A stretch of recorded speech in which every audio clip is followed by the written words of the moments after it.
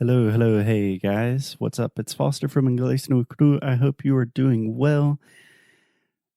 My name's Foster, like I just said, and this is another episode of Inglês no Cru Rádio. Welcome to the show. Hey, Alexia. Welcome. Hey. How are you doing? Fine, and you?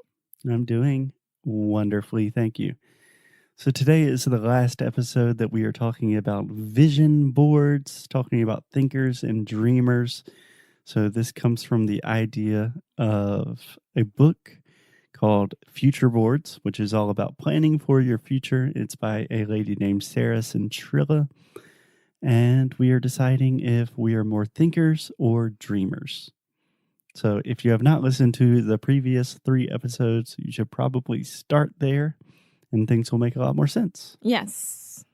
Okay. Yes. So today, Alexia, we are continuing to talk about dreamers. So do you want to start with a question for me? Yes, I had the perfect one. Ooh, the perfect question. I cannot wait to hear it. So, does it excite you to try new things or visiting new places? Yes. Do I get excited by trying new things and visiting new places? Absolutely. Yeah, me too. One of the things that excites me most in the world is traveling, meeting new people that speak different languages, trying new food.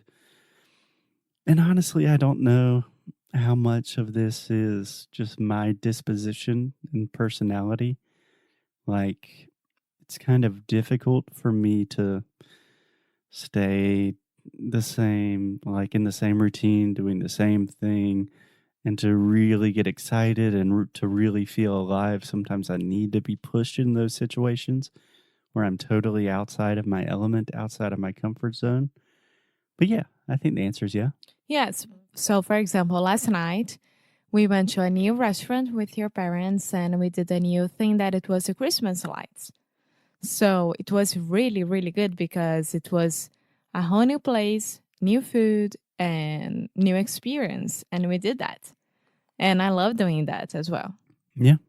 Yeah. Yeah, it was great. It's fantastic. So I think we're on the same page with this one. Yes, we are. Cool. Can I ask you a question? Yeah. Do you often daydream?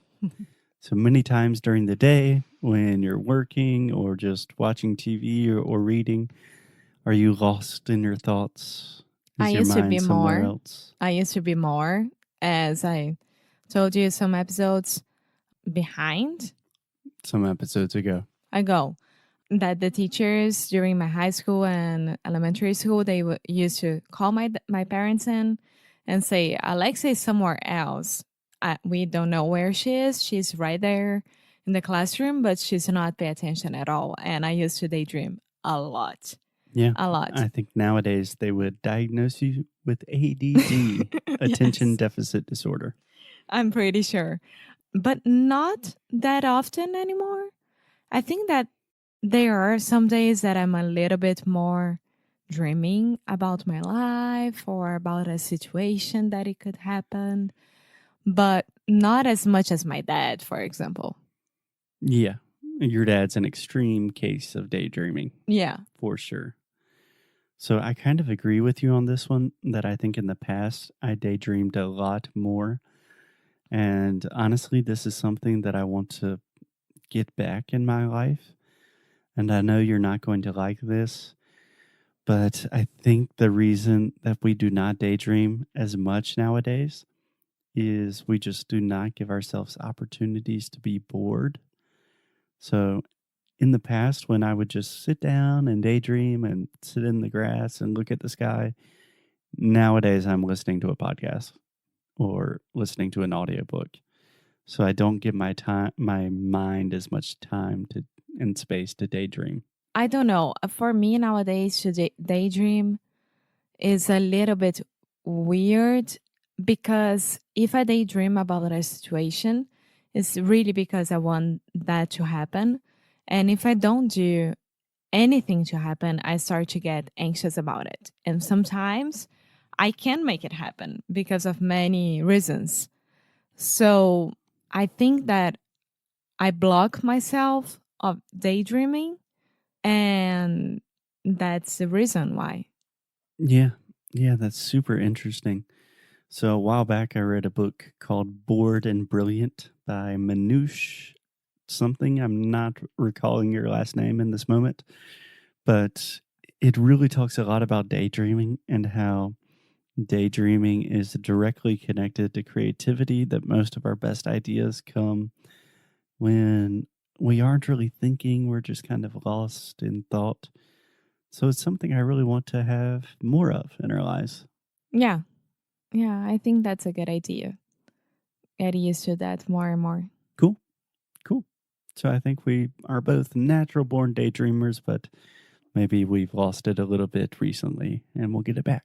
Yes. Cool. You gonna ask me a question? Oh, yeah. Let me see.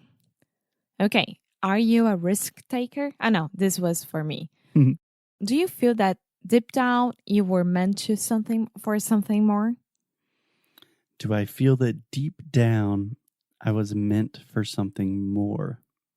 So do I think that there is something more to my life, perhaps a hidden purpose or meaning that I'm not really manifesting? Is that what you're asking? I don't think that I would ask like that. I think like something more as becoming the president of United States, like. Oh, so you're thinking more of like direct ambition. Yeah. So it depends on how we're interpreting this question. My first intuition is to say yes, because I always, even from a very young age, I've had this weird sense of kind of self grandiosity. Like I've always imagined that I was destined for something really big and important. I've had that feeling, but I don't see that as like, oh, I'm going to be the CEO of a really important company or I'm going to be president. I don't see it looking like that, but I always do have this kind of just hum of anxiety and this sentiment that, yeah, my life is supposed to be more. I personally am meant to do more, to be more, to help more. It's difficult to articulate. Yeah. Yes, it is. How do you feel about that one? I don't have this feeling No, at all. You're just good how you are? I think that I don't know, I'm good where I am. And I think that I am already important for those who meant me. And I don't have this feeling about it. Maybe I do have a feeling about specific situations, but not like a big thing for me. Interesting. So I think that's really helpful. So over the last 2 or 3 days, we've talked about thinking, thinkers, and dreamers. And I think it's pretty obvious I am pretty heavily on the dreamers side, almost 100% dreamer. And you are more of a complicated case, but I think compared to me, you're much more of a thinker. Would you agree? Yes, I think I am a balance between these two, and for me, it depends on the situation that you put me in. If I need to be a thinker, I'll be a thinker. If I need to be a dreamer, I'll be a dreamer. But yeah, I think I am a thinker comparing to you. I think I am a thinker. See, perfect TH. Yeah, I do agree. I think you're a little more adaptable. But does this clarify anything for you? For me personally, I'm thinking about the way we work and our businesses.